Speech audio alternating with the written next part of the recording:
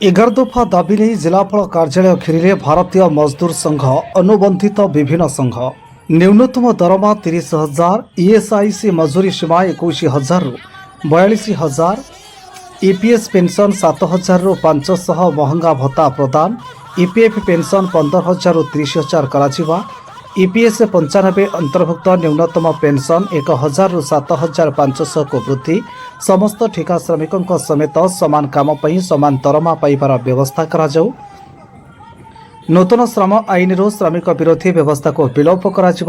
Banking क्षेत्र में सप्ताह 5 दिन काम व्यवस्था करा आदि दाबी नहीं भारतीय मजदूर संघ सह अनुबंधित अंगनवाड़ी कर्मी आशाकर्मी प्लांट कर्मचारी और पौरपालिका ठिका कर्मचारी आदि एकाधिक कर्मचारी संघर शताधिक महिला कालीपड़ियारू विशाल रैली आसी जिलापाल कार्यालय सम्मुख में विक्षोभ प्रदर्शन करने सह जिलापाल एक दाबीपत्र प्रदान करिसेंती। आगामी दिन में दाबी पूरण नहेले बीएमसी द्वारा दृढ़ पदक्षेप नियाजिबो बीएमसी राज्य कार्यकारिणी सदस्य सुशांत कुमार स्वाई। मोर ना बीणापाणी बेहरा भारतीय मजदूर संघ केन्दुझर जिलार जॉइंट जनरल सेक्रेटरी अच्छी आज 12 गोटे दाबी पत्र नहीं 33 गोटी यूनियन समस्त भाई भौणी माने जिला कार्यालय जिलापाल कार्यालय सम्मुख गणधारण देइछु काली पंजिया ठारू रैली आमर आरंभ होईची जदि आगामी दिन में आम जो देथिबा दाबी पत्र को सरकार न मानती भयंकर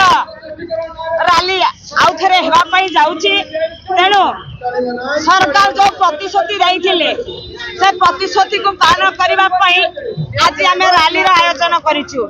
दाबी गुड़िक है अंगनवाड़ी और आशा कर्मी मान कर्मचारी मान्यता सहित सम्मानजनक वेतन प्रदान करा आशा कर्मी मान प्रसूतिकालीन छुट्टी प्रदान सहित पुण्य मान्यता प्रदान करने आमर दाबी दिया जाए निर्वाचन प्रतिश्रुति मुताबक यथाशीघ्र अंगनवाड़ी और आशाकर्मी मान मान्यता वृद्धि करा चुक्ति भित्तिक ठिका कर्मचारी समेत समस्त कर्मचारी मान समाज काम समान काम समान दरमा लागू करा जाऊ वृद्धि पाइथिबा नित्य व्यवहार्य सामग्री दरदाम सहित चाल होइथिबा सर्वनिम्न मजूरी 30,000 को वृद्धि करा जाऊ ईपीएस 95 अंतर्भुक्त पेंशन को मासिक 1,000 रु 7,500 को वृद्धि करने सहित एक आयुष्मान भारत योजना रे शामिल करा जाऊ जदि सरकार आज आमर देशव्यापी आंदोलन चली दाबी पत्र को सरकार जदि मान्यता न दियंती आगामी दिन में राज्य रास्ता घर लड़े हम।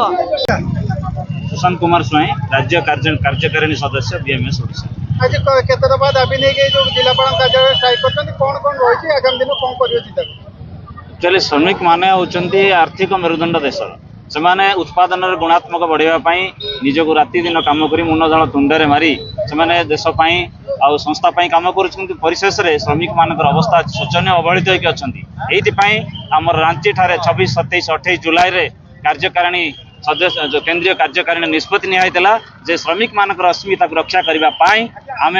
आंदोलन को ओह्लैबू धारणा को ओह्लैबू आ निष्पत्ति है 28 राज्यर समस्त जिला मुख्यालय जिलापाल जरिया मान्यवर प्रधानमंत्री मान्यवर श्रममंत्री मान्यवर अर्थमंत्री पाखक 12 दफा संबलित दाबी उपस्थापन करा प्रदान करा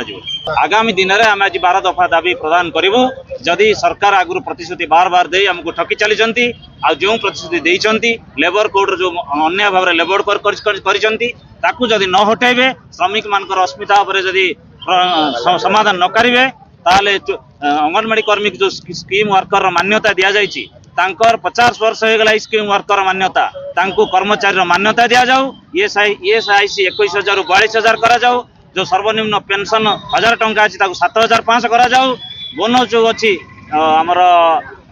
7,000 18,000 करा जाऊ आ जो बोनस सीमा जो 21,000 कराई वर्धित कर 42,000 करा जाऊ जदि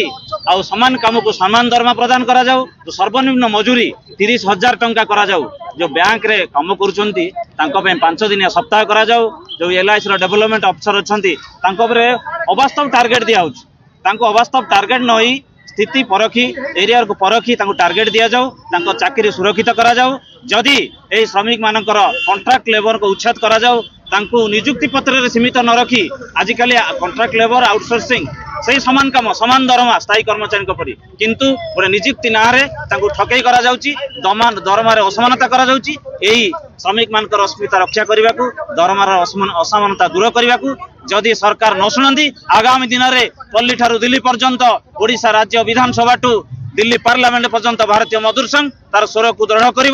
दरकार पड़े पल्ली ठू दिल्ली पर्यंत ए सरकार को हलैदब ए मात्र संदेह नहीं।